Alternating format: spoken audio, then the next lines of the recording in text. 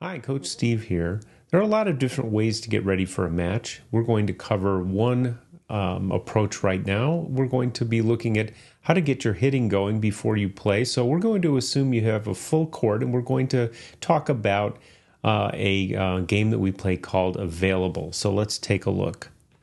So let's say you're starting with a small group here, and this game is called Available because each of these hitters here, so we have a hitter here, and here, and here, and we have a setter for them right there. And we're going to be putting a ball over the net to a passer. Passer is going to pass it to the setter. Setter is going to set one of these players. So it's called Available because we want the hitters to tell the setter what they're available to hit, so they can call out a number or a name. In our case, most of the time, we call the outside hit a 4.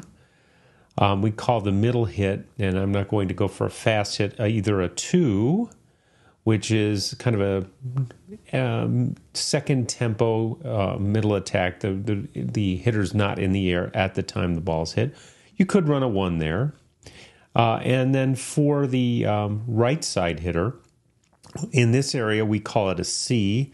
In other areas I've coached, it can be called a 9 or other things. Call it what you will. In our situation, it's generally you'll hear a 4-2-9. Sorry, 4-2-C. I'm reverting to my old clubs in the Midwest. So that's what you would hear, and if you're being really strict about it, you tell the setter, if you don't hear it, don't set it. It's also possible for this passer to call for a pipe, a back row attack here.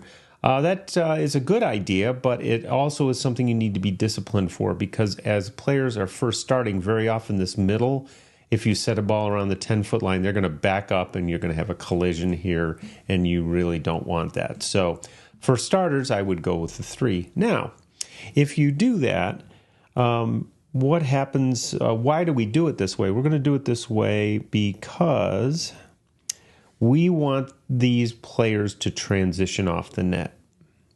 So a lot of times what you'll see in a warm-up is you'll see player here, player here, player. Actually, let me do that a little better. You'll see a whole line of players over here, and then one of them in the front will run up, will be the attacker. They don't do a transition, so we want them to transition first, then attack, and we want that to happen all along this line. And I'm assuming this is a right-hander. If it was a left-hander, they'd be coming in this way. So we want those transitions to be trained during this time and set up during the time, because that's what we'll do in a game. All right, so let's take a look at a little different setup. Now what we do is we talked about before, you might have a hitting line kind of set up over here, but instead what we do is we put the next player in line on the other side of the net. So let's say this player hits. Let me clear this. This player hits, and this player will duck under the net, become the next hitter. This player will go over here, maybe retrieve the ball she just hit or he just hit, and that's how it'll work for each position. In addition, we might have 2 passers back here. Okay, so that's how you might expand it. Let's take a look at a little bit more. Let's say you have a little bit bigger squad. Okay, now you might have, 3 each. Very often it's a couple on one end, and the numbers are a little less, but you could have all these hitters, and again, they duck under when they're done.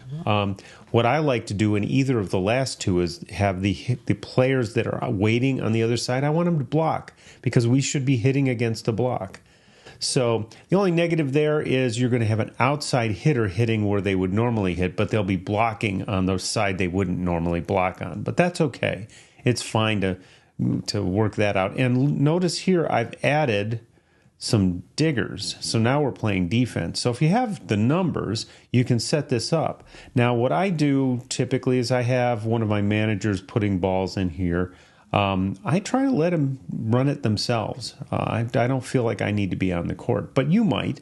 But this kind of gives you the progression of how we would do it. So I've been talking a little bit like a coach, a little bit like a player. If you're a player, get, if you've got an assigned position, go to that. Let's say you're an outside hitter, you want to be in this line, but it's not a bad idea to maybe take a few touches in this line, because in some rotations you're going to have to hit from the right side. So that's a good thing to do. If you're a person who is going to be playing some back row defense, even if you're a front row player, you might want to take a few touches back here and let some of the DSs get over on the hitting side. They always like to do that.